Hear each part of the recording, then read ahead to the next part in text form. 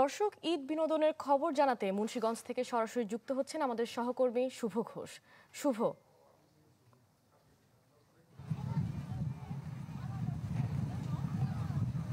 রোহি, ঈদের ছুটির শেষ দিনে কিন্তু মুন্সিগঞ্জের যে চরকিশোরগঞ্জ এলাকা রয়েছে, নারায়ণগঞ্জের সোনারগাঁ সীমানাবর্তী এলাকা, এখানে কিন্তু মিনি কক্সবাজার হিসেবে এই এলাকাটি পরিচিত।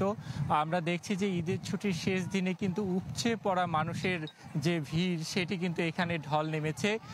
একেবারে মুক্ত কোলাহলে যারা শহরের নগরব্যস্ত জীবনে সবসময় কর্মময় জীবনটি কাটান, তারাই আসলে শেষ দিনটি মুক্ত কোলাহলে পরিবারের ছোট ছোট শিশুদের নিয়ে, অন্যান্য স্বজনদের নিয়ে কিন্তু এখন তারা সেই পরিবেশটি তারা উপভোগ করছেন। এবং এই যে যারা এখানে এসেছেন তাদের সাথে আমরা কথা বলেছি, তারা বলছে যে আজকে ঈদের ছুটি শেষ হওয়ার পর আগামীকাল থেকে তারা রাজধানীর কর্মস্থলগুলোতে তারা যোগ দিবেন এবং সেই কর্মস্থলগুলোতে যোগ দেওয়ার কারণে কিন্তু তাদের যে কর্মময় জীবন সেটি আবার শুরু হবে এবং এতে করে ঈদের যে অবসর সময়টুকু সেটি কিন্তু তাদের শেষ হলো। অর্থাৎ এই যে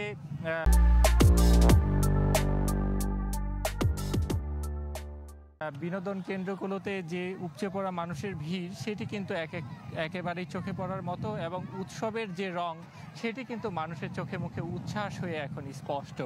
আমরা দেখছি যে বিশেষ করে শিশুদের চোখে মুখে কিন্তু উৎসবের একটি উচ্ছ্বাস রয়েছে এবং নানা বয়সী মানুষ কিন্তু বাহারি পোশাকে, বিভিন্ন রঙের পোশাক পরে কিন্তু আজকে এই বিনোদন কেন্দ্রগুলোতে এসেছে।